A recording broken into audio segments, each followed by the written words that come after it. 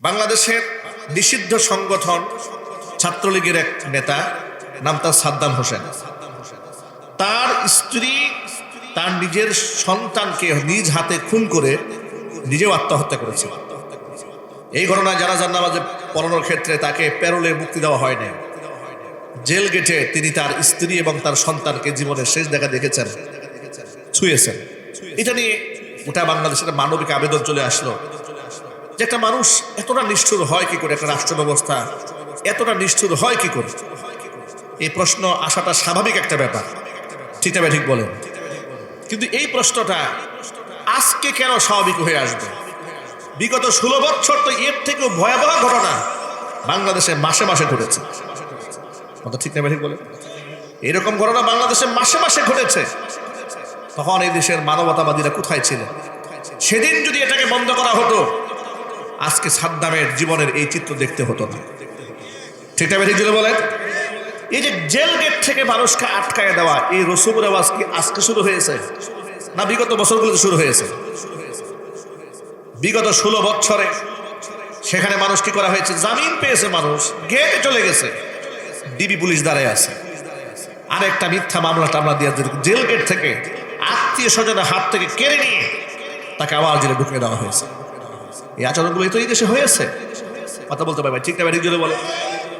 বিশ্বাস করেন, আল্লাহর কসম করে বলি, এদেশের বহুত হক্কারে আলেম ওলামাদেরকে অসুস্থ বাপ মার সাথে বছরের পর বছর একদিন কথাও বলতে দেওয়া হয়নি, কথাও বলতে দেওয়া হয়নি। গতকালকে মুফতি হারুন ইজহার হাফিজাহুল্লাহ একটা পোস্ট করে লিখেছেন, চোখের সামনে দেখলাম জেলা সাহেব একজন আলেমকে খুব মারতেছে। একটা আলেম তাকে লাঠি দিয়ে পিটাচ্ছে প্রকাশ্য দিবালোকে জেলখানার ভেতরে। অপরাধটা কি কয়? ফেল ফেল করে তাকিয়ে থাকলাম, কথা বলার কিছু নাই। অপরাধটা কি? আলেম সাহেব নাকি বহুদিন পরে একটু সুযোগ পেয়ে জেলখানা থেকে মোবাইলে অসুস্থ বাবার সাথে একটু কথা বলেছে। এই কথা বলার অপরাধে আলেমকে প্রকাশ্য দিবালোকে ব্যাট দিয়ে পিটানো হয়েছে। হচ্ছে বাংলাদেশের আইন শৃঙ্খলার অবস্থা।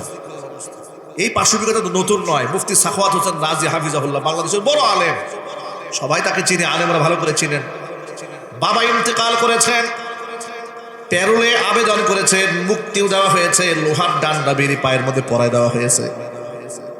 ডান্ডা বেরি পরে হাঁটতে পারেন নাই, কষ্ট করে 2 কদম হেঁটেছেন, পা চিরে চামড়া ছিঁড়ে ফিনকি দিয়ে রক্ত বের হয়ে গেছে, ডান্ডা বেরি খুলে দেয় নাই। এই যে আচরণ আলেম ওলামাদের সাথে, পুলিশের এই ধরনের আচরণ তো নতুন না। গতকাল দেখলাম সাদ্দামের এই দুঃখে ভারাক্রান্ত হয়ে অনেকে কান্না করছেন। প্রিয় ভাইরা, এটা তো স্বাভাবিক একটা ব্যাপার, মানবিক ব্যাপার। যে কারো কষ্ট লাগতে পারে, মানবতার ঊর্ধ্বে তো আসলে কেউ না। এবং অমানবিক কাজ হলে, পাশবিক কাজ হলে সবার দিলে কষ্ট লাগে। আমি আমার সকল ভাইদেরকে বলি, এই জন্য আমার বক্তব্য রেকর্ড হচ্ছে, দুনিয়াব্যাপী বক্তব্যগুলো ছড়ায় পড়বে। আমরা ওইটা আমাদের শহীদ উসমান হাদির সেই কথাটা আমার মনে পড়ে। তিনি বলেছেন, আমি আমার শত্রুর প্রতিও ইনসাফ চাই। সুবহানাল্লাহ, যদি বলেন সুবহানাল্লাহ। আমার শত্রুর সাথে বেইনসাফ চাই না। আওয়ামী লীগের সবাই কিন্তু এই খুন খারাপির সাথে জড়িত ছিল না, ঠিক না ঠিক বলেন? আওয়ামী লীগের মধ্যে বহুত লোকেরা নামাজ পড়তো, অনেক লোকেরা এবার এই কথা বললে বলবে হুজুর আওয়ামী লীগের পক্ষে কথা বলে। আপনি যদি আজকে জালেমের ভাষায় কথা বলেন, একদিন আপনার বিরুদ্ধে লোকেরা জালেমের ভাষায় কথা বলবে, ঠিক না ঠিক বলেন? 16 বছর এই কাজটা হয়েছে, জুলুমের ভাষায় মানুষের সাথে কথা বলা হয়েছে। পাপের প্রায়শ্চিত্ত তারা ভোগ করছে। আপনি যদি এই কাজটা করেন, আপনার পাপের প্রায়শ্চিত্ত আপনার ভোগ করতে হবে। এই জন্য আমরা দুনিয়ার মধ্যে জুলুম চাই না, আমরা ইনসাফ চাই। যারা মানুষকে খুন করেছে, গুম করেছে, অপরাধী যারা, তাদের কঠিন বিচার বাংলার জমিন আমরা দেখতে চাই, ঠিক না? আমার হুজুরে বলে, বিচার যদি না হয় তাহলে ভাই জুলুম বন্ধ হবে না, শোষণ বন্ধ হবে না, নির্যাতন বন্ধ হবে না। শহীদ উসমান হাদি একটা কথা বলেছিলেন, কথাটা আজও দিলে লাগে আর মনে ব্যথা লাগে। এই কথা মনে করে তিনি বলেছিলেন, আমাকে যদি হত্যাও করা হয়, অন্ততপক্ষে আপনার বিচারটা করে দেন। বলে নাই ভাই? কিন্তু বিচারটা কি করা হয়েছে বাংলাদেশে? মনে হয় বিচারটা হবে এই বাংলাদেশে? আমার তো মনে হয় আমরা এই ব্যাপারে হতাশ। বিচার চাইতে চাইতে একটা জাতি হতাশ হয়ে যায়, বিচার হয় না। এই জন্য আমরা একটা রাষ্ট্রের আমূল পরিবর্তন চাই, বিচার ব্যবস্থার আমরা নতুন করে সংশোধন চাই, আইনের ধারার পরিবর্তন চাই। এক কথায় আমরা কোরআন সুন্নাহর নীতিমালা অনুযায়ী রাষ্ট্র পরিচালনা দেখতে চাই, ঠিক না? জুড়ে বলেন, আল্লাহ পাক যেভাবে চলতে বলেছেন আমরা সেভাবে চলতে চাই। তাহলে দেখবেন সমাজের সাম্য প্রতিষ্ঠা হবে, ভ্রাতৃত্ব প্রতিষ্ঠা হবে, ইনসাফ প্রতিষ্ঠিত হবে। আপনি আমাকে প্রশ্ন করতে পারেন, হুজুর ইসলাম যদি প্রতিষ্ঠিত হয় তাহলে বিচার ব্যবস্থা কি হতে পারে? দুই একটা নমুনা আপনাদেরকে শোনাচ্ছি। নবী করিম সাল্লাল্লাহু আলাইহি ওয়াসাল্লামের কাছে বিচার দেওয়া হলো, ইয়া রাসূলুল্লাহ অমুক মহিলা চুরি করেছে। আল্লাহ নবীর সামনে সমস্ত দলিল প্রমাণ দেওয়া হলো। সাক্ষী প্রমাণ পাওয়ার পরে নবীজি কোরআনের আইন দিয়ে তার বিচার রায় দিয়ে দিলেন। কোরআনের রায়টা কি? والسارق والسارقة فاقطعوا أيديهما جزاء بما كسبا نكالا من الله। মুসলিম স্টেটে, মুসলমানদের দেশে বিচারকদেরকে আল্লাহ পাক শিখাই দিলেন, এই আইন সমাজের মধ্যে চালু করবে। চোর নারী হোক কিংবা পুরুষ হোক, যদি চুরি করার পরে প্রমাণ সাপেক্ষ ধরা পড়ে যায় অবশ্যই তাদের হাত কেটে দিবা। দুনিয়ার শাস্তি, কিসের শাস্তি জোরে বলেন তো ভাই? এটা দুনিয়ার রাষ্ট্রীয় সাজা হচ্ছে চোর হাত কেটে দিবা। ফাকতাউ আইদিয়াহুমা জাযাআন বিমা কাসাবা নাকালাম মিনাল্লাহ। এটা আল্লাহর পক্ষ থেকে তার দুনিয়ার শাস্তি। আল্লাহ নবী আয়াত দিয়ে রায় দিয়ে দিলেন, যেহেতু মহিলার পক্ষে, মহিলা যে পাপ করেছে, অন্যায় করেছে, চুরি করেছে, তার সপক্ষে অবশ্যই দলিল ছিল না, সে চুরি করে নাই। চুরি করেছে দলিল পাওয়া গেল, তখন নবী করিম সাল্লাল্লাহু আলাইহি ওয়াসাল্লাম হাত কাটার বিধান দিল। সাহাবায়ে কেরামের মধ্যে মিশ্র প্রতিক্রিয়া দেখা দিল। কেন? দুইটা কারণে। একটা কারণ ছিল সে ছিল মহিলা মানুষ। দুই নাম্বার আরেকটা কারণ হচ্ছে সে ছিল সম্ভ্রান্ত বংশের মহিলা। তৎকালীন যুগে নিয়ম ছিল, একদম যুগ যুগ ধরে এই নিয়মটা চলে এসেছে, এখনো বাংলাদেশে আছে, জাহিলি যুগের কথা। প্রভাবশালী কেউ যদি কোনো অন্যায় করে তখন তার বিচার হয় না, কিন্তু গরিব যদি কেউ অন্যায় করে তার কঠিন সাজা হয়। ঠিক না যদি বলেন? দেখবেন এলাকার মধ্যে শেষরা চোর আছে, মসজিদে গিয়ে জুতা স্যান্ডেল চুরি করে।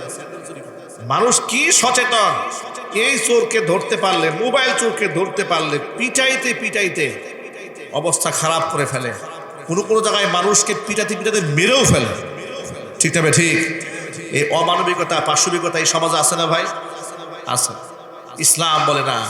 হযরত আলী কাররামাল্লাহু ওয়াজহাকে বলেছেন, জানেন? হযরত আলী বলেছেন, মুসলমানদের দেশে যদি কেউ চুরি করে, খাবার খাদ্যদ্রব্য যদি চুরি করে, টাকা পয়সা চুরি করে, আগে খোঁজ খবর নেবে, ইনভেস্টিগেশন করবে কেন সে চুরি করেছে। যদি পেটের ক্ষুধা নিবারণের জন্য সে চুরি করে থাকে, তাহলে হযরত আলী কাররামাল্লাহু ওয়াজহা বলেছেন, চোরের হাত না কেটে রাষ্ট্রপ্রধানের হাত কেটে দেওয়া উচিত। আল্লাহু আকবার। চোরের হাত কাটা হবে না, রাষ্ট্রপ্রধানের হাত কেটে দেওয়া হবে। কারণ সে এই ব্যক্তির তার যে মৌলিক চাহিদা, খাদ্য দ্রব্য, বাসস্থান, শিক্ষা, এটা সে মানুষের জন্য নিশ্চয়তা দিতে পারে নাই, এই জন্য তো সে চুরি করেছে, নিরুপায় হয়ে চুরি করেছে। একবার মানুষ যদি এমন হয়, যেমন একটা জায়গায় গেছেন, জঙ্গলে গেছেন, মৃত প্রাণীর গোশত খাওয়া হারাম। আপনি এখন যদি একটা মরা হরিণ পেয়েছেন, যদি একটু না খান আপনি মরে যাবেন না খেয়ে থেকে, তাহলে আপনার জন্য এই হারামটাও সীমিত সময়ের জন্য আল্লাহ পাক হালাল করেছেন। সুবহানাল্লাহ। আল্লাহু আকবার বলেন। তো এই লোকটা চুরি করেছে, এমন যদি হয় যে তার মা হসপিটালে বেডে শুয়ে আছেন, সন্তানটা আইসিইউতে আছেন, এলাকায় এলাকায় ঘুরেছে, একটু সহযোগিতার হাত বাড়িয়েছে, কেউ সহযোগিতা করে নাই। অবস্থা এমন হয়েছে, নিজের স্ত্রী এখন একেবারে অন্তঃসত্ত্বা, স্ত্রী ডেলিভারি পেইন উঠেছে, হসপিটালে নেওয়া হয়েছে। এমন সময় তার কাছে কোনো টাকা পয়সা নাই, দৌড়দৌড়ি শুরু করেছে, কারো কাছে পায় না, ধার পায় না, সহযোগিতা পায় না। এমনকি সুদে তাকে অনেকেই দিতে চায়, কিন্তু এমনি টাকা দিতে চায় না। নিরীহ গরিব মানুষ এইরকম মুসিবতে পড়ে কোথাও একটা চুরির ঘটনা ঘটাই দিয়েছে। এখন এই লোকের দলিল প্রমাণ পাওয়ার পর আপনি তার হাতটা কেটে দিলেন, ইনসাফ হবে? যদি বলেন ভাই ইনসাফ হবে? এই জন্য ইনভেস্টিগেশন প্রয়োজন, তথ্য তালাশ করতে হয় সে কেন এই কাজটা করেছে। আল্লাহু আকবার বলেন। নবী করিম সাল্লাল্লাহু আলাইহি ওয়াসাল্লাম এই মহিলার ব্যাপারে সব তথ্য ঘাটলেন, দেখলেন যে সম্ভ্রান্ত মহিলা, টাকা পয়সার কোনো অভাব নাই, কিন্তু সে অভাবের কারণে চুরি করে নাই, করেছে স্বভাবের কারণে। কিসের কারণে? স্বভাব চোর। দেখবেন ঢাকা শহরে বহুত ফকির আছে, আপনার আমার সাথে অনেক বড় লোক, ঠিক না? ভিক্ষা করে ঢাকা শহরে জমিও কিনেছে, 5 তলা বাড়ির মালিক হয়েছে। এরপরে রাস্তাঘাটে ভিক্ষা করে। জিজ্ঞেস করা হলো, তুমি এই কাজটা কেন করো? করে, ভাই এটা বাপদাদার ঐতিহ্য না। ভাই তোমার তো বাড়ি আছে। বাড়ি থাকলে কি হবে, এই বাড়ি তো আমি এই টাকা দিয়ে করেছি, ইনকামকে বন্ধ করা যাবে নাকি? উনি এখনো ভিক্ষা করেন। বা ঢাকা শহরে বহুত ফকিরের বাড়ি আছে। নাউজুবিল্লাহ পড়েন, আউজুরে বলেন নাউজুবিল্লাহ। আবার ফকিরদেরকে অঙ্গহানি করে রাস্তায় রাস্তায় ছোট্ট বাচ্চাদেরকে ফেলে রাখে, এরকম বিভিন্ন গ্রুপ আছে, অসৎ লোক আছে। আল্লাহ পাক যেন এই সমস্ত কবল থেকে জাতিকে হেফাজত করেন, জোরে বলেন আমিন। তা আল্লাহ নবী যখন শুনলেন এই মহিলার তেমন কোনো নাই, পিছু টান নাই, স্বভাবে চুরি করেছে, তখন নবী সাল্লাল্লাহু আলাইহি ওয়াসাল্লাম তার হাত কাটার ফয়সালা দিয়ে দিলেন। সাহাবায়ে কেরামের মধ্যে মিশ্র প্রতিক্রিয়া দেখা দিল। সম্ভ্রান্ত বংশের মহিলার হাত কেটে দেওয়া হবে, কি মারাত্মক ব্যাপার! যদি একটু সহজ করা যেত, শাস্তিটা একটু কমায় দেওয়া যেত তাহলে ভালো হতো। এটা নাকে মুখে চুনকালি দেওয়া হতো তাহলে তো ভালো হতো। বড় লোকের ক্ষেত্রে যেটা হয়, দেখবেন যে নিরপরাধ গরিব মানুষ মিথ্যা মামলায় অ্যারেস্ট হয়েছে, 6 বছর হয়ে গেছে, জামিন হয় না। আর বড় লোক মানুষ খুন করেছে, মারার কেসের আসামি, অস্ত্র সহ ধরা পড়েছে, 3 মাসের মধ্যে জামিন। ঠিকটা বেরিয়ে জোরে বলেন, এগুলো কি বাংলাদেশে আছে না নাই? আরো জোরে বলেন। যে কয়েকদিন আগে দেখেছেন না, জুলাই যুদ্ধে একটা ছিল হবিগঞ্জে বাড়ি, কি যেন নাম, রিমান্ড ঘোষণা হয়ে গেছে। আন্দোলন যখন তুমুল চাঙ্গা হয়ে গেছে, পুলিশ বলে ভিক্ষা চাই না, কুত্তা ঠেকাও, রিমান্ড নেওয়া লাগবে না, তাড়াতাড়ি রিমান্ড কাটো, এটা ছেড়ে দাও। এটা কি বাংলাদেশের কোনো শাসন ব্যবস্থা হলো? ইনসাফ হলো? হ্যাঁ, আপনি ধরে নিয়েছেন, আমরা ধরে নিলাম এই ছেলের কোনো অন্যায় নাই, জোরপূর্বক করা হয়েছে, তাহলে যারা জোরপূর্বক নিরাপরাধ মানুষকে অপরাধী বানিয়েছে তাদের বিচার হওয়া দরকার। সেটা বেরিয়ে জুড়ে বলে, এদের তো বিচার হওয়া উচিত। ওই জুলাই যোদ্ধা সুরভি একটা মেয়ে, বয়স হলো 17 বছর, এসআই তাকে লিখেছে 21 বছর, যাতে করে রিমান্ডে নেওয়া যায়, যাতে করে জেলখানায় বন্দি করা যায়। এখন সেই এসআইয়ের বিচার হওয়া উচিত। কথা বলেন ঠিক না বেরিয়ে জুড়ে বলেন। এগুলার বিচার যদি না হয় তাহলে এই দেশে কোনোদিন ইনসাফ হবে না। ইনসাফ আপনি আশা করতে পারবেন না, শুধু কাটতে হবে আর ওয়াজ করতে হবে, ফায়দা হবে। এবার শোনেন, আল্লাহর নবী যখন রায় দিয়ে দিলেন, সাহাবীদের মধ্যে মিশ্র প্রতিক্রিয়া দেখা দিল। যদি শাস্তি একটু কমানো যায়, কিন্তু এই প্রস্তাবটা রাসূলের কাছে বলবে কেউ সাহস পাচ্ছে না। সবাই মিলে পরামর্শ করলো। হুজুরের খুব প্রিয় ভাজন একজন ব্যক্তি আছে, নাম উসামা ইবনে যায়েদ। যায়েদ রাদিয়াল্লাহু তাআলা আনহুর ছেলে উসামা হুজুরের নাতি। এত মহব্বত করে হুজুর তাকে, তার উপাধি হচ্ছে হিব্বু রাসূলিল্লাহি সাল্লাল্লাহু আলাইহি ওয়াসাল্লাম। তো এই পৃথিবীতে আল্লাহর দেওয়া যত নিয়ামত রয়েছে, মানব জীবনে সুস্থতার চেয়ে বড় নিয়ামত আর কি হতে পারে? ঠিক কিনা বলেন? হযরত মূসা আলাইহিস সালাতু ওয়াস সালাম আল্লাহর সাথে কথোপকথন করতেন। কোরআন বলেছে, তিলকার রুসুলু ফাদ্দালনা বা'দুহুম আলা বা'দ মিনহুম মান কাল্লামাল্লাহ ওয়া রাফা'a বা'দাহুম দারাজাত। প্রেরিত এই সমস্ত রাসূলগণের মধ্য থেকে কতকের উপর আমি কতককে আমি আল্লাহ প্রাধান্য দিয়েছি, তাদের কারো কারো সাথে আমি আল্লাহ সরাসরি কথা বলেছি, তাদের মর্যাদাকে আমি আল্লাহ বৃদ্ধি করে দিয়েছি একের উপর এক। মূসা আলাইহিস সালাতু ওয়াস সালাম আল্লাহর সাথে কথোপকথন করার কালে প্রশ্ন করলেন, রব্বুল আলামিন, আমি যদি রব হতাম, তুমি যদি আমার বান্দা হতে, তাহলে তুমি আমার কাছে কি চেয়ে নিতে? আল্লাহ পাক বলেন, মূসা রে, তোর কাছে আমি সর্বপ্রথম সুস্থতার নিয়ামত চেয়ে নিতাম। জোরে বলেন সুবহানাল্লাহ। আমি সুস্থতার নিয়ামত তোর কাছ থেকে চেয়ে নিতাম। নিয়ামত, সুস্থতা, এটা আল্লাহ পাকের বড় নিয়ামত, ঠিক না ভাই? নামাজিও যদি আপনি হন, যদি নামাজও পড়ে, সুস্থতার প্রয়োজন। আপনি আখিরাত অর্জন করবেন, সুস্থতার দরকার আছে। যদি আপনি দুনিয়াও কামাতে চান, এরপর আপনার সুস্থতার নিয়ামত বড় নিয়ামত। মানুষের জীবনে আল্লাহ পাক রোগ শোক কেন দেন? কোরআন বলেছে, ওয়ামা আসাবাকুম মিন মুসিবাতিন ফাবিমা কাসাবাত আইদিকুম ওয়া ইয়াফু আন কাসীর। মানুষের জীবনে যত বিপদ আসে, সব মানুষের হাতের কামাই করা। আমি আল্লাহ রাব্বুল আমিন দুনিয়াতে অসংখ্য মানুষদেরকে গুনাহগুলোকে না চাইতে অসংখ্য গুনাহ ক্ষমা করে দেই। তবে এই দুনিয়াতে মাঝে মাঝে আমি আমার বান্দাদেরকে একটু পরীক্ষার সম্মুখীন করি। কেন করি? পরীক্ষার সম্মুখীন করার উদ্দেশ্য হলো, মানবিক ত্রুটি বিচ্যুতি তো সবার জীবনে আসে। আল্লাহ রাসূল বলেছেন, কুল্লু বানি আদম খাত্তাউন, ওয়া খায়রুল খাত্তাঈনা আত-তাওয়াবুন। এমন কোন আদম সন্তান নেই যার আমলনামায় গুনাহ নেই, সেটা হোক ছোট কিংবা বড়, কম কিংবা বেশি, ইচ্ছায় কিংবা অনিচ্ছায় সবার জীবনে কিছু না কিছু ত্রুটি বিচ্যুতি আছে না নাই? যদি বলেন ভাই আছে না? যে আমরা যারা বসে আছি, এই যে মনে করেন আমি স্টেজে বসে আছি বক্তা হিসেবে, আপনারা শ্রোতা হিসেবে নিচে বসে আছেন। খোদার কসম আমি কখনো এটা মনে করি না যে আপনার নিচে বসে আছেন বলেই আপনাদের দোয়া আল্লাহর কাছে কম, এটা আমি কখনোই মনে করি। দায়িত্ববোধের জন্য হয়তো আমরা এখানে বসেছি। এমন তো আল্লাহর পক্ষ থেকে এখানে মাকবুল বান্দা থাকতেও পারেন যাদের এই সমাজে ফেম নাই, পরিচিতি নাই, শোহরত নাই, পাবলিসিটি নাই, মানুষ তাদেরকে ওইভাবে চিনে না, সম্মান দেয় না, চেয়ারটা এগিয়ে দেয় না, কিন্তু রবের সাথে তার ঘনিষ্ঠতা, রবের সাথে তার সম্পর্ক বিরাট ব্যাপক। ঠিক কিনা বলেন? এই জন্য হাদিস শরীফে এসেছে এই পৃথিবীর অসংখ্য অখ্যাত ব্যক্তি আসমানে বিখ্যাত, আবার আসমানে অনেক অখ্যাত ব্যক্তি দুনিয়াতে খুব বিখ্যাত। দুনিয়াতে ফেম আছে, পরিচিতি আছে, পাবলিসিটি আছে, শোহরত আছে, বিশাল বড় সাম্রাজ্য আছে, আসমানের 2 পয়সার মূল্য নাই। আল্লাহর নবী সাল্লাল্লাহু আলাইহি ওয়াসাল্লামের কাছে একবার হযরত জিবরাইল আলাইহিস সালাতু ওয়াস সালাম রেশমি কাপড়ের রুমাল দিয়ে পাগড়ি পরে হুজুরের দরবারে এসে হাজির। এসে বললেন, ইয়া রাসূলুল্লাহ, মান মাতা মিন উম্মাতিকাল ইয়াউম, আজকে আপনার উম্মতের মধ্যে কে মারা গেল? হুজুর বলেন, কারণটা কি? তিনি বললেন, এমন একজন ব্যক্তি আজকে দুনিয়ার জমিন থেকে আপনার উম্মতের মধ্যে বিদায় হয়েছে। আসমানে ফেরেশতারা তার আত্মা নিয়ে এতটা আনন্দিত হয়েছে, একজনের সাথে আরেকজনের সাথে দেখা করে কার হাত থেকে কে আত্মাটা হাতের মধ্যে নেবে, এতটা আনন্দের হিল্লুল বয়ে গেছে আসমানে। ইহতাজ্জালাহু আরশুর রহমান, আল্লাহ পাকের আরশ পর্যন্ত কেঁপে উঠেছে। মান মাতা মিন উম্মাতিকা, কে মরল আপনার উম্মতের মধ্যে? হুজুর আন্দাজ করলেন, জিহাদের ময়দানে গিয়ে হযরতে সাদ বিন মুআজ রাদিয়াল্লাহু তাআলা আনহু আহত হয়েছিলেন। সাদ বিন মুআজ রাদিয়াল্লাহু তাআলা আনহু আহত হলেন।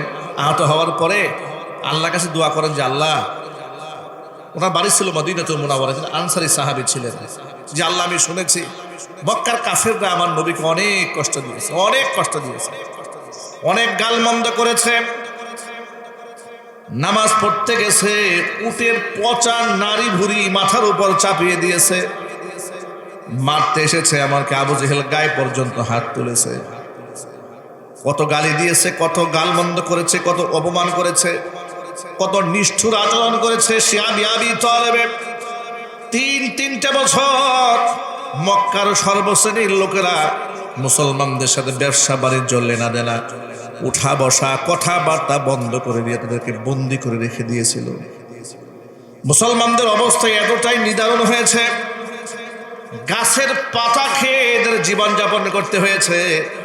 এত কষ্ট যে মক্কার কাফিররা দিয়েছে, রব্বুল আলামিন আমি জানি না আমার নবীর সাথে আর মুসলমানদের সাথে ওই কুফফার কুরাইশদের সাথে আর কোনো যুদ্ধ বাকি আছে নাকি, এটা তো আমার জানা নাই। যদি জিহাদ বাকি থেকে থাকে মুসলমানদের সাথে, তোমার কাছে আমার একটা আবদার, হে আল্লাহ, আমি রসুলের দুশমনদের সাথে লড়তে চাই। আমি লড়তে লড়তে হাসি মুখে শাহাদাতের পেয়ালা পান করে তোমার সাক্ষাতে চলে যেতে চাই। কিন্তু আল্লাহ আমি তো জানি না জিহাদ আর বাকি আছে নাকি, নবীর দুশমনদের সাথে আমার লড়তে হবে। আমি আমার নবীকে আমার জীবনের চাইতে বেশি ভালোবাসি। চিৎকার দেখুন আল্লাহু আকবার। আমি আমার রসুলকে জীবনের চেয়ে বেশি ভালোবাসি, হে আল্লাহ।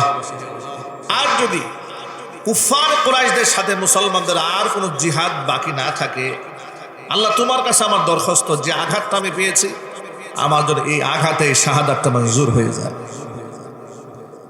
আল্লাহর কাছে দোয়া মঞ্জুর হয়ে গেল। নবী করিম সাল্লাল্লাহু আলাইহি সাল্লাম তার সাথে কুফার কুরাইশদের সাথে আর কোনো লড়াই বাকি ছিল না। তার কারণ মক্কা বিজয় করার জন্য আল্লাহর হাবিব সাল্লাল্লাহু আলাইহি সাল্লাম যখন চলে গিয়েছিলেন 10,000 সৈন্য নিয়ে, মক্কাবাসী কাফেরদের সাথে তার কোনো যুদ্ধ হয় নাই, জিহাদ হয় নাই। তারা নিজেরা সারেন্ডার করে এলাকা ছেড়ে পালিয়ে গিয়েছিল। এলাকা ছেড়ে পালিয়ে যাওয়ার পরে যে সমস্ত কাফেররা মক্কায় বসবাস করছিল ভীত সন্ত্রস্ত হয়ে গিয়েছিল। তারা মনে মনে চিন্তা করেছিল যে মুহাম্মদকে এলাকায় থাকতে দেয় নাই তারা বোধহয় আমাদেরকে কেটে টুকরা টুকরা করবে মনে হয়। নবীজি সাল্লাল্লাহু আলাইহি ওয়াসাল্লাম বাইতুল্লাহর সামনে দাঁড়ালেন, মূর্তিগুলা সব ভেঙে তছনছ করে দিলেন। এরপরে মক্কাবাসী লোকদেরকে দাঁড়িয়ে বললেন, হে মক্কার লোকেরা, আমার কাছ থেকে তোমরা আজকে কেমন ব্যবহার আশা করো? মক্কার লোকেরা বলল, তোমার কাছ থেকে একদম উত্তম ভাই এবং ভ্রাতুষ্পুত্রের যেমন আচরণ হতে পারে, তোমার কাছ থেকে আমরা উত্তম ভাই এবং উত্তম ভ্রাতুষ্পুত্রের আচরণটাই আশা করি। তুমি আমাদের একদিক থেকে ভাই, আরেক দিক থেকে তুমি আমাদের ভাতিজা হও, সুতরাং আমরা তোমাদের চাচা, পিতৃ সমতুল্য। আমরা তোমার কাছ থেকে আমরা পিতার মর্যাদা চাই। চিৎকার দেখুন, আল্লাহু আকবার। একটু কল্পনা করেন তো ভাই, যে মানুষগুলো তাকে মক্কাতে থাকতে দিল না, মেরেছে, টর্চার করেছে, সাহাবীদেরকে শহীদ করেছে। বিলালকে কেমন মেরেছে বলেন তো ভাই? আম্মারকে কিভাবে মেরেছে, সুমাইয়া রাদিয়াল্লাহু তাআলা আনহাকে কিভাবে শহীদ করেছে তারা। সেই স্মৃতিগুলো সাহাবায়ে কেরামের মনে পড়েছে না? যদি বলেন ভাই, মনে পড়েছে না?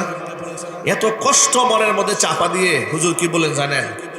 হুজুর বললেন, বিগত দীর্ঘ ৩৭ বছর পরে আমার ভাই ইউসুফ যখন তার হত্যাকারী, তাকে যারা হত্যা করতে চেয়েছিল, হত্যার চক্রান্তকারী 10 ভাইকে সামনে পেয়েছিল মিশরে, তখন আমার ভাই ইউসুফ তার 10 ভাইয়ের সাথে যে কথা বলেছিল, হে মক্কার কুফার কুরাইশরা, তোমাদের জন্য আমার একই বক্তব্য, লা তাসরিবা আলাইকুমুল ইয়াউম, তোমাদের প্রতি আমার কোনো অভিযোগ নাই, ফাআনতুমুত তুলাকা, তোমরা আজকে থেকে একেবারে বিনা শর্তে, কোনো প্রকারের শর্ত ছাড়া, শর্তহীন নিঃশর্ত তোমাদেরকে আজাদ ঘোষণা করা হলো। যদি বলেন আল্লাহু আকবার। আচ্ছা প্রিয় ভাইরা, এইরকম আচরণ পৃথিবীতে কেউ দেখাতে পেরেছে? যদি বলেন ভাই, এইরকম আচরণ পৃথিবীতে কেউ দেখাতে পেরেছে? না, দেখাতে পারে না। আমরা কি দেখেছি? একদল ক্ষমতার মসনদ ছেড়ে দিলে আরেক দল যখন আসে, বিরোধী দলীয় নেতা কর্মীদেরকে কেমন দমন করে, কেমন পীড়ন করে, ঠিক না ভাই? অথচ একেবারে রক্তের সম্পর্ক, তারা এরকমটা করে। আর যদি একটা দেশের শাসক এসে আরেকটা দেশ দখল করে, তাহলে অবস্থাটা কেমন ভয়ঙ্কর হয়। কোরআনের সূরা নামলে আল্লাহ ইতিহাস বলেছেন, ইন্নাল মুলুকা ইযা দাখালু ক্বরিয়াতান আফসাদুহা ওয়া জাআলু আইজ্জাতা আহলিহা আজিল্লা। কোন স্বৈরা শাসক যখন এলাকার মসনদ দখল করে, তখন গোটা দেশের মধ্যে একটা বিরাট বড় মারাত্মকভাবে ফাসাদ তৈরি করে দেয়, দাঙ্গা লাগিয়ে দেয়, ঝগড়া বিবাদ তৈরি করে দেয়। ওয়া জাআলু আইজ্জাতা আহলিহা আদিল্লা, এবং যত সম্মানিত ব্যক্তি আছে সমস্ত সম্মানিত লোকদেরকে তারা বেইজ্জত করে চলে যায়। ঠিক না? ঠিক যদি বলেন। আল্লাহ নবী কাজটা করলেন না, তাম দুনিয়ার জন্য এমন এক আদর্শ স্থাপন করলেন। নিজের খুনিরা চতুর্পাশে দাঁড়ায় আছে, সাহাবায়ে কেরামদেরকে যারা মেরেছে, টর্চার করেছে, এলাকায় থাকতে দেয় নাই, খেতে দেয় না, নামাজ পড়তে গেছে উটের ভুঁড়ি চাপাই দিয়েছে মাথার উপরে, চিন্তা করেন এই মানুষগুলো সামনে দাঁড়ানো। আল্লাহ নবী বলেন, আনতুমুত তুলাকা, তোমাদেরকে আজকে নিঃশর্ত মুক্ত করে দেওয়া হলো। চিৎকার দেখুন সুবহানাল্লাহ। এখানে আপনাদেরকে ছোট্ট একটা সূক্ষ্ম বিষয় আপনাদেরকে বোঝানোর জন্য বলি। আমার কথা বুঝতে কষ্ট হচ্ছে ভাই? সূক্ষ্ম একটা বিষয় বলি। দেখুন, আমাদের দেশটা স্বাধীন হয়েছে কত বছর হয়েছে ভাই বলেন তো? 54 বছর হয়ে গেল। 54 বছর স্বাধীন হয়ে গেল। এত বছর পরে এসে আমাদের দেশের মানুষের মধ্যে অন্তর্দ্বন্দ্ব, কোন দলের কোনো শেষ নাই। এই একদল বলতেছে উনি স্বাধীনতা বিরোধী, আমরা স্বাধীনতার পক্ষের শক্তি। আবার কেউ কেউ বলতেছে আমরা বাংলাদেশের পক্ষের শক্তি, উনি ভারতীয় চ। আবার কেউ বলে এই হচ্ছে পাকিস্তানের চ। এক দলকে বানিয়ে দেওয়া হচ্ছে ভারতের রাজাকার, আরেক দলকে বানিয়ে দেওয়া হচ্ছে পাকিস্তানের রাজাকার। তাহলে আমার প্রশ্ন হচ্ছে, এই প্রজন্ম যারা এখানেই জন্মগ্রহণ করেছে, তারা কিভাবে তারা ভারতীয় রাজাকার হয় কিংবা পাকিস্তানের রাজাকার হয়? এই যে আমাদের মধ্যে বিভক্তি, অন্তর্দ্বন্দ্ব, কোন্দল, এই কোন্দলের কারণে আমাদের শত্রুরা সুযোগ পায়। কথা ঠিক না ঠিক জোরে বলেন? সুযোগ উচিত তো ছিল আমাদের একাকার হয়ে যাওয়া, রাষ্ট্রকে গঠন করা, সবাই মিলেমিশে মহব্বত করে। দেখুন, যুদ্ধের মধ্যে জয় পরাজয় হয়ে যায়, হয়ে যাওয়ার পরে যারা দেশকে ভালোবাসে তারা দেশের মানুষের মধ্যে আর বিভক্তি রাখে না। তার একটা এক্সাম্পল আপনাদেরকে দেই। আচ্ছা, আপনারা বলেন তো, একটু খুশ মেজাজে জবাব দেবেন। যারা জানেন, বিশ্বযুদ্ধের সময় আমেরিকা জাপানের নাগাসাকি এবং হিরোশিমাতে 2টা পারমাণবিক বোমা নিক্ষেপ করেছিল।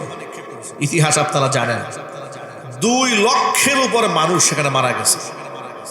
দুইটা বোমাতে। কতজন মানুষ মারা গেছে? 2 লক্ষ মানুষ মারা গেছে, 10 লক্ষের উপরে মানুষ পঙ্গু হয়েছে। আজও পর্যন্ত সেই জমিনে ফলন হয় না, ফসল হয় না, এখনো পর্যন্ত সেখানে পঙ্গু মানুষের জন্ম হয়। যাদের সাথে এত বড় শত্রুতা হলো জাপানের, সেই জাপান আজকে মাথা উঁচু করে দাঁড়িয়েছে। এত বছর পরে এসে জাপান কোনোদিন আমেরিকার পতাকা পা দিয়ে পারায় না, মারায় না, আমেরিকার বিরুদ্ধে কোনো শব্দই বলে না। এটা হচ্ছে মানুষের সভ্যতা। আজকে 54 বছর দেশ স্বাধীন হয়ে গেল, পাকিস্তান আমাদের সাথে যে জুলুম করেছে এই জন্য একের পর এক ক্ষমা প্রার্থনা করেছে। এখনো পর্যন্ত এই দেশে চেতনা বিক্রি হয়, পাকিস্তানের পতাকা পা দিয়ে মারানো হয়। অথচ এই পাকিস্তানি শতবার বাংলাদেশের বিপদে সবসময় পাশে থাকার ঘোষণা দেয়। কথা ঠিক না ঠিক যদি বলেন? কয়েকদিন আগে ক্রিকেট খেলা নিয়ে ভারত যখন রাজনীতি করা শুরু করলো, বাংলাদেশ বললো আমরা বিশ্বকাপ খেলবো না।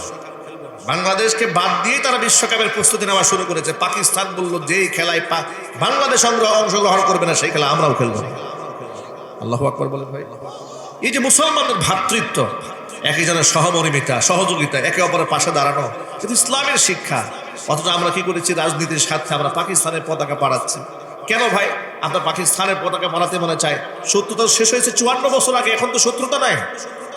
এখন মুসলমানরা এখন হাতে হাত মিলান, কাঁধে কাঁধ রাখেন। পাকিস্তান তো পারমাণবিক শক্তিধর রাষ্ট্র, আপনি তার সমালোচনা করেন। পাকিস্তানকে ভারত ভয় পায়। কথা ঠিক নেবে জোরে বলেন। কয়েকদিন আগে পাকিস্তানে তারা অতর্কিত হামলা করেছে।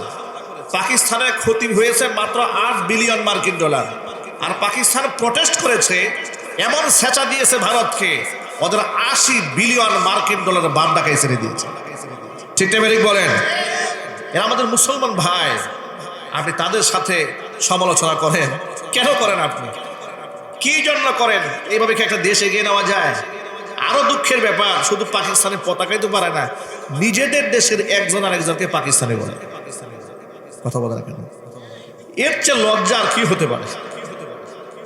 আমার বাবা একজন যুদ্ধাহত মুক্তিযোদ্ধা, 1971 তিনি যুদ্ধ করতে গিয়ে আহত হয়েছিল। আমি মুক্তিযোদ্ধা পরিবারের সদস্য, যুদ্ধাহত মুক্তিযোদ্ধার সন্তান। আমি ওয়াজ করি, কোরআন তেলাওয়াত করি, মসজিদে জুমার খুতবাতেই বয়ান করি। এরপরে রাষ্ট্রীয় শিরিক, জুলুম, নির্যাতনের বিরুদ্ধে কথাবার্তা বলি বয়ানে। আমাকে বলে ইনি হচ্ছে রাজাকার। বলেন এই যে মানসিকতা, এই যে বয়ান তৈরি হয়, এই যে ন্যারেটিভ দাঁড় করানো হয়, এর দ্বারা জাতি বিভক্ত হয়। কথা বলতে হবে ঠিক নেবে ঠিক। দেখুন নবী করিম সাল্লাল্লাহু আলাইহি ওয়াসাল্লাম কি কাজটা করলেন, কিভাবে আল্লাহর হাবিব গোটা দুনিয়ার মধ্যে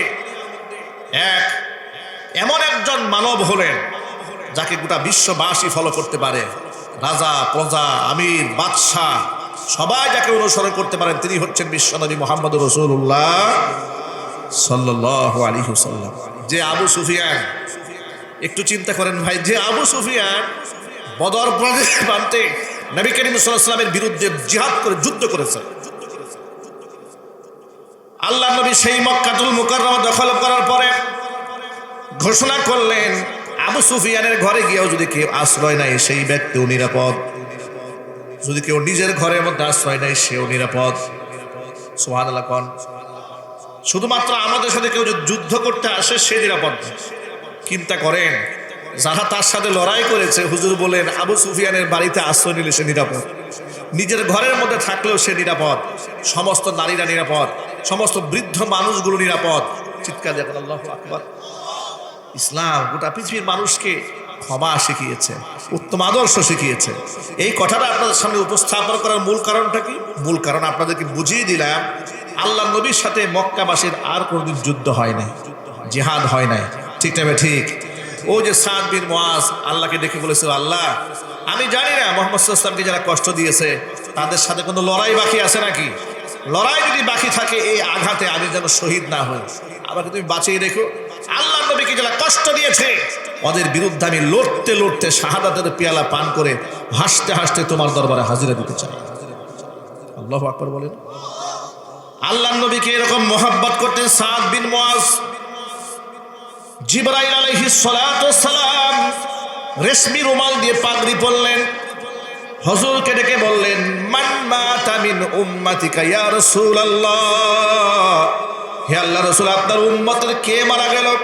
ইহতাজ্জালাহু আরশুর রহমান, তার রুহুটা আসমানের ফেরেশতাদের হাতে পাওয়ার পরে এতটা আনন্দে উদ্বেলিত হয়েছে, মনে হলো আল্লাহর আরশ পর্যন্ত থরথর করে কেঁপে উঠেছে। আল্লাহর নবী দৌড়িয়ে সাদ বিন মুআজের কাছে গেলেন। দেখতে পেলেন সাদ বিন মুআজের নিথর দেহটা মাটির মধ্যে পড়ে আছে, আর তার আত্মাটা আল্লাহর জান্নাতের মেহমান হয়ে দুনিয়ার জমিন ছেড়ে আল্লাহর দরবারে চলে গেছে।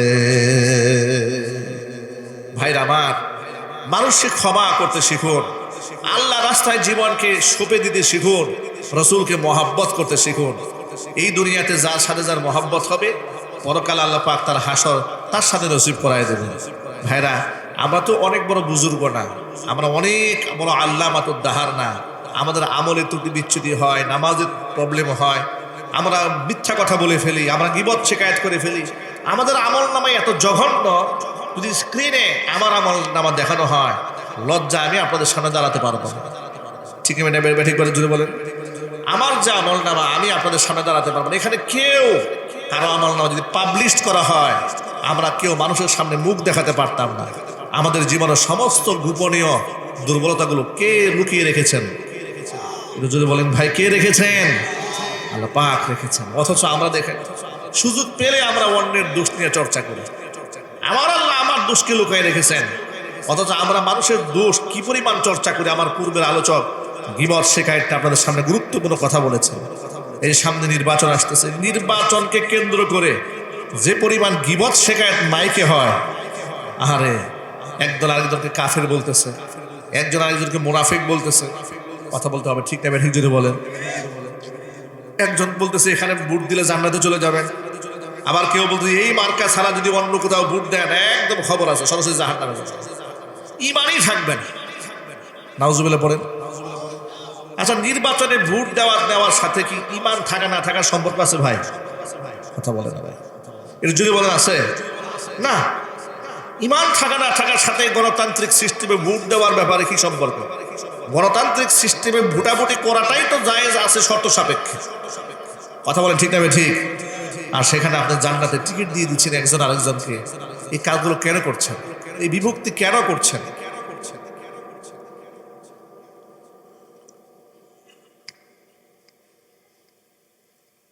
বাংলার জমিনে আমরা বিভক্তি চাই না, আমরা হিংসা বিদ্বেষ চাই না, আমরা মিল মহাব্বত নিয়ে এই ভেঙে পড়া অর্থ ব্যবস্থাটাকে দাঁড় করাতে চাই। ইনশাল্লাহ বলেন, বলেন না ইনশাল্লাহ। আমরা একজন আরেকজনের হাত ধরতে চাই, একজন আরেকজনকে মারতে চাই না। একটা দুঃখজনক বাস্তব ঘটনা আপনাদের সামনে বলি, যদি আপনাদের কষ্ট হচ্ছে মনে হচ্ছে শীতের দিনে। সেটা হলো, গতকালকে দেখেছেন